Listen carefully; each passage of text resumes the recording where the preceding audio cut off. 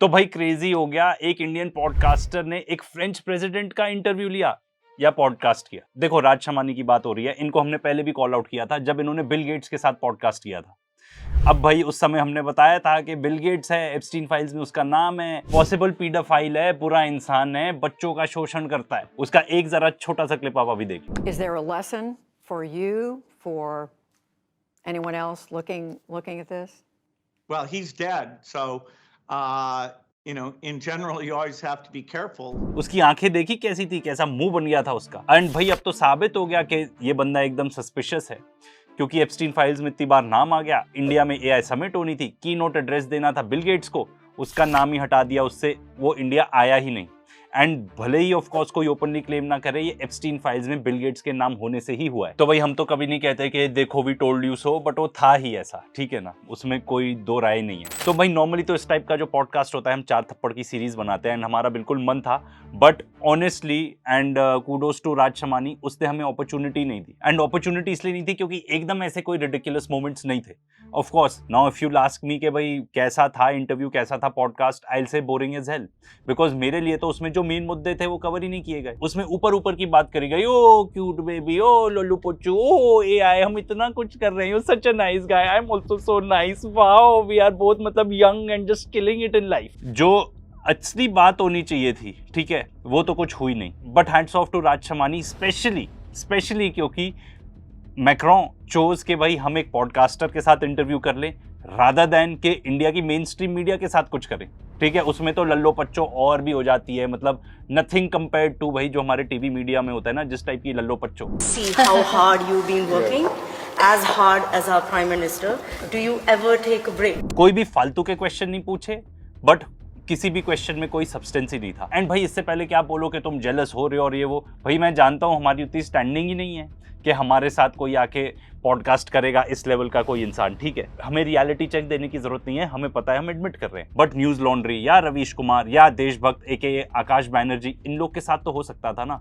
But problem ये है कि इन टाइप के लोगों के साथ कोई करेगा नहीं, बिकॉज ये लोग असली के मुद्दे के क्वेश्चंस पूछेंगे, असली के टफ क्वेश्चंस पूछेंगे। अब टफ क्वेश्चन से हमारा ये मतलब नहीं है कि हम पूछें कि ब्रिजिट मैक्रोन जो है, जो इमैनुअल मैक्रोन की वाइफ है, क्या वो असली में आदमी है या आदमी थी। हम किसी के पर्सनल लाइफ में नहीं घुसना चाहते, बट जिस टाइप के क्वेश्चंस होने चाहिए थे उसको अभी देखेंगे। You can share ideas or not, you can disagree, but you have to do it in a respectful way between leaders, but within democracies as well. This is why I've always been extremely committed to fight against any sort of hate speech or violence in our societies. Sure. Because when you have democracy, you have the right to change your leadership. You decide who will take the law and pass the law on your behalf. So no need to be violent. Sure. And disrespectful. तो ये क्या बात कर रहे हैं कि violence की जरूरत नहीं है, डिसरिस्पेक्टफुल होने की जरूरत नहीं है, डेमोक्रेसी को रिस्पेक्ट करने की जरूरत है, ठीक है। डेमोक्रेसी भी बहुत जरूरी है, ये बता रहे हैं। तो भाई अगर मैं होता तो सबसे पहले तो मैं ये पूछता कि भाई आप ये सब कह रहे हो, पर आपकी जो अफ्रीकन कॉलोनीज थी, क्यों उनको अभी तक नहीं जीने दे रहे आप। वैसे हमने इस टॉपिक के ऊपर एक वीडियो बनाया, उसको जरूर चेकआउट करना, छोटा सा ब्रीफ यहाँ दे देता हूँ। CAF फ्रैंक, ये जो अफ्रीकन कॉलोनीज है इनकी, they are forced to use this currency.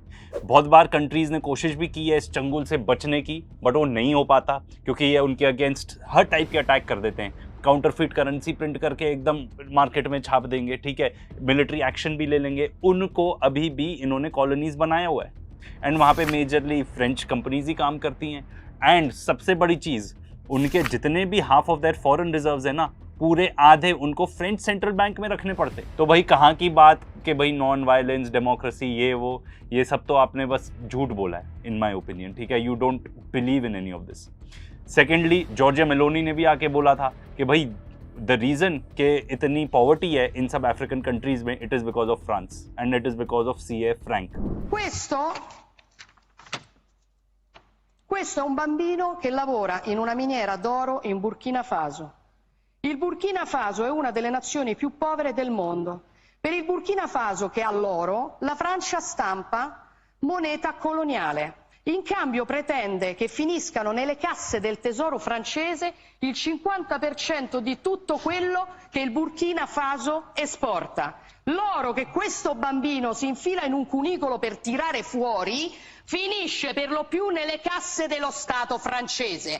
Allora la soluzione non è prendere gli africani e spostarli in Europa, la soluzione è liberare l'Africa da certi europei che la sfruttano e consentire a queste persone di vivere di quello che hanno. तो भाई अगर Britishers को देखो, वो divide and rule करके rule करते थे, हमारे यहाँ भी यही किया, जाते जाते भी जानबूझकर डिवाइड कर गए, क्योंकि अगर एक ही देश रहता तो और ज़्यादा पावरफुल रहता, वो उनको मंजूर नहीं था। बट उसके बाद चले तो गए ना यहाँ से, बट इन लोगों ने अपनी कॉलोनीज़ को क्यों नहीं छोड़ा, ठीक है।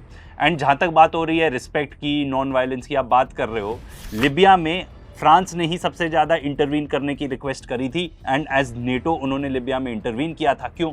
क्योंकि गद्दाफी इनको अपने रिसोर्सेज नहीं देना चाहता था, वो एक अलग करेंसी क्रिएट करना चाहता था जो गोल्ड बैक्ड करेंसी होगी अफ्रीकन कंट्रीज को यूनाइट करने के लिए। बट अगर उसका ये प्लान सक्सेसफुल हो जाता तो वो फ्रांस के चंगुल से एकदम बाहर आ जाते वो African countries and actually prosper करने लगते। तो भाई ये सवाल तो पूछना बनता ही था अगर ढंग का इंटरव्यू कुछ होता तो। एंड जो बात कर रहे हैं डेमोक्रेसी ये वो, तो भाई फ्रांस में लीस्ट पॉपुलर प्रेसिडेंट पिछले 50 साल में यही आदमी रहा है। इसकी पॉपुलैरिटी है सिर्फ 11%, which is the lowest ever recorded. 11% की पॉपुलैरिटी है इस बंदे की भाई।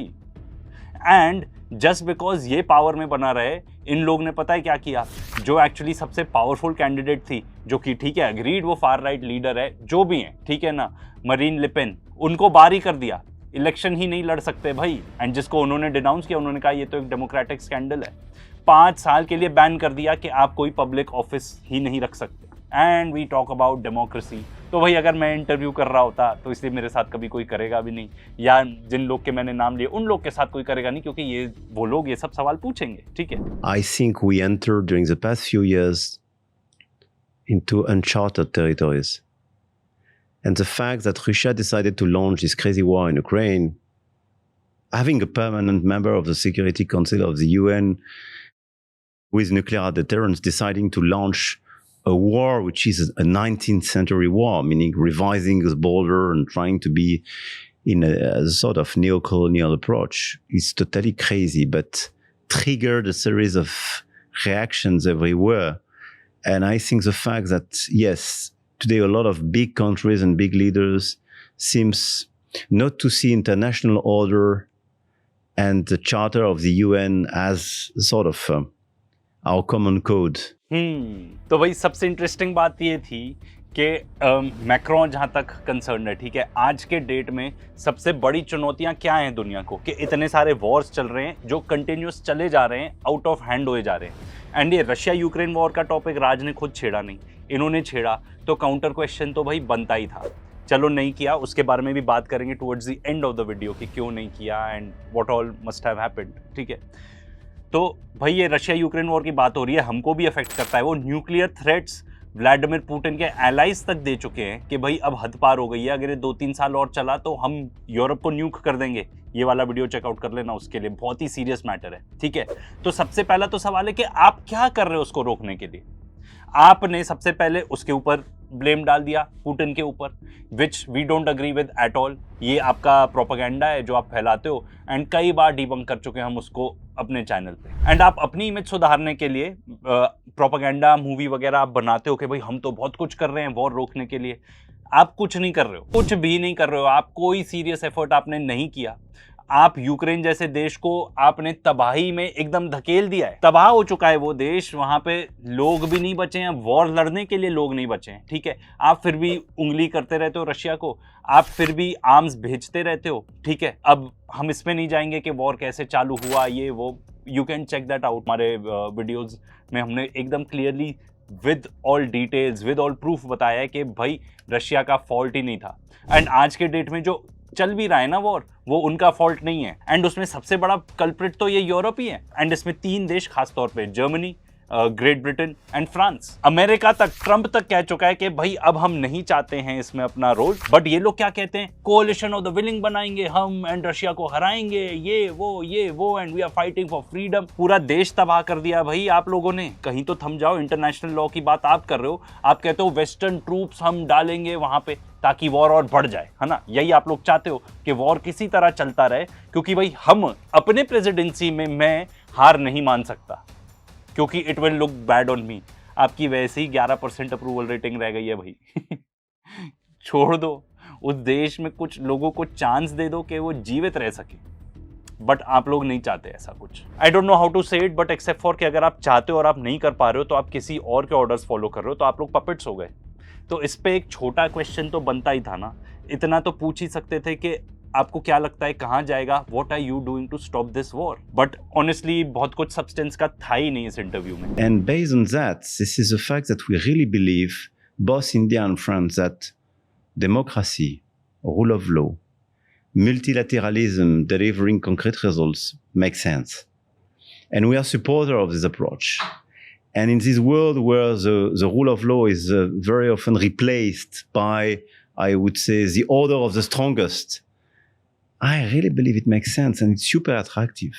True. Because you can gather a lot of people, a lot of countries, a lot of goodwill. तो आप एग्जैक्टली क्या कहना चाह रहे थे? लेट मी क्लैरिफाई, मुझे क्या लगा।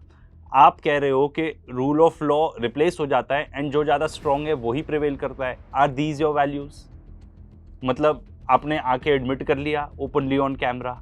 वर्स्ट पार्ट इज के I don't think Raj was listening, वो तो बस कर रहा है। उसके पास 10 क्वेश्चंस हैं जो अग्री किए हुए हैं एंड उसको वही पूछना। अगर किसी ने ऐसा बोला तो वही सवाल ये कि मतलब यू एक्चुअली बिलीव कि अगर आपके पास स्ट्रेंथ है तो आप ऑप्रेस्ड को और ऑप्रेस कर दो।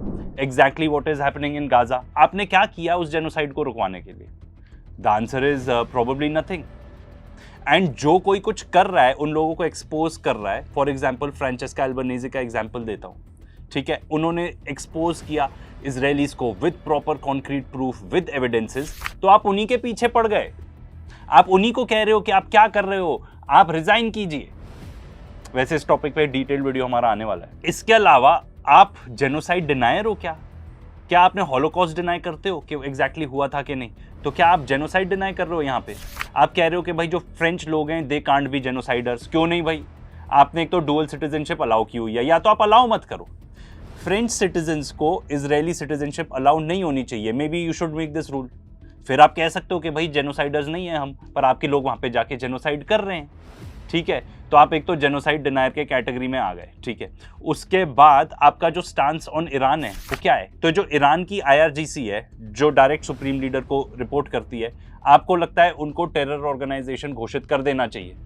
तो IDF को भी कर दो, फिर आप उनको करो पहले, फिर जाके हमें बताना IRGC ने कितने लोगों को, कितने बच्चों को मारा है, कितने लोगों के घर छीने, एक्टिवली उन्होंने कहाँ कहाँ सेटलमेंट्स बनाई हैं, एक्टिवली उन्होंने कहाँ कहाँ कितने बम गिराए हैं, हमको ये सब बताना। और इसके अलावा आप कहते हो ईरान को सैंक्शन कर देना चाहिए। क्यों भाई, ऐसा क्या किया? आप इजराइल को क्यों नहीं करते भाई सैंक्शन? मतलब अगर मान लो कोई भी हल्का सा भी डिसेंट इंटरव्यू होता जो फिक्स्ड नहीं होता, तो जो मैक्रोन ने बात करी है, आई थिंक बहुत हैवी बात करी है, उसके ऊपर कुछ तो सवाल बनता ही था कि आप क्या कहना चाह रहे हो कि जंगल राज है, लॉ एंड ऑर्डर खत्म ही हो चुका है दुनिया में।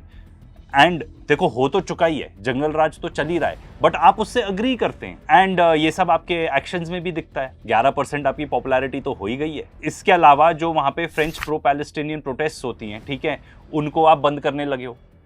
किसके बिहेस्ट पे करने लगे हो? किसके ऑर्डर पे करने लगे हो? ज़ायनिस्ट के ऑर्डर पे? क्या वो पपेट मास्टर हैं, आप एक पपेट हैं? I advocated 9 years ago a more sovereign Europe. I pushed this approach of a strategic autonomy of the Europeans. Some colleagues did follow me and wanted to cooperate. Some of us were super skeptical, saying, okay, this is a French idea. It will never work. And some of us were still in the certainty that the relationship with the US is something which will never change, and that this is a geopolitical umbrella and a strong alliance which will always deliver. I mean, all this approach collapsed.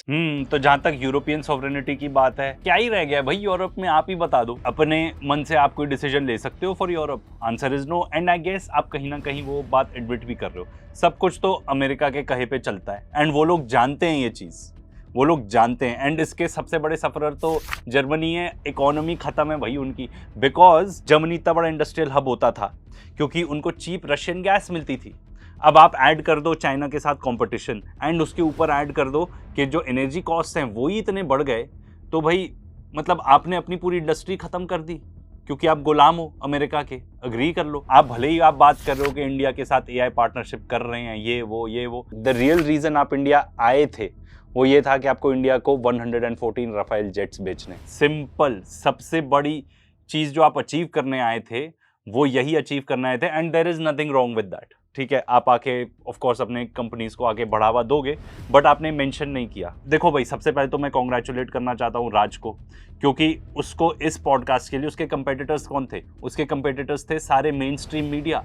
जैसे कि for example India Today ने Vladimir Putin के साथ किया एक interview, तो he had to beat all of these guys. And the fact that Macron also chose कि भाई मैं मेन स्ट्रीम मीडिया में नहीं करूंगा, उनकी कोई इज्जत ही नहीं रह गई है, मैं तो राज शमानी के साथ करूंगा particular podcast. And Indian government का भी ऑफ कोर्स इसमें हाथ रहा होगा कि भाई of course they have a role to play in this, कि भाई हम पॉडकास्ट के रूट जाएंगे rather than the main stream media news.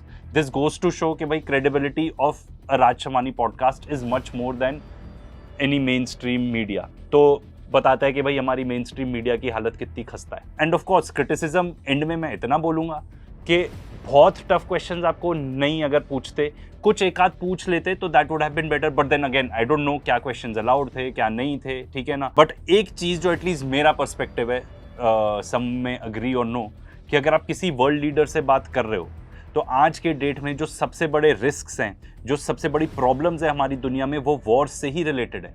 And यही सबसे सीरियस प्रॉब्लम्स हैं जिसके बारे में डिस्कशन होना चाहिए। एंड देखो, ऐसा नहीं है कि जर्नलिस्ट आजकल ऐसे बिल्कुल नहीं करते। I would give you one example internationally, Tucker Carlson, वो बिल्कुल नहीं छोड़ता, वो बिल्कुल भी नहीं छोड़ता। एंड एज अ रिजल्ट बहुत सारे लोग उसके साथ प्रोबेबली कर भी नहीं पाएंगे interview. For example Tucker Carlson खुद ही बता चुके हैं that he has reached out to Netanyahu for an interview, but he has not agreed because he knows के स्क्रिप्टेड नहीं हो पाएगा। ठीक है, वहाँ पे मैकडोनल्ड्स या बर्गर किंग आप क्या प्रेफर करते हो, ये सब टाइप के क्वेश्चन नहीं पूछे जाएंगे। तो ये लोग चाहते हैं कि भाई हम एक्सपोज ना हो। बस मेरा तो राज से भाई एक ही सवाल है, अगर आप देख रहे हो तो अगर नेतन्याहू के साथ पॉडकास्ट रिक्वेस्ट आएगी तो क्या आप करोगे?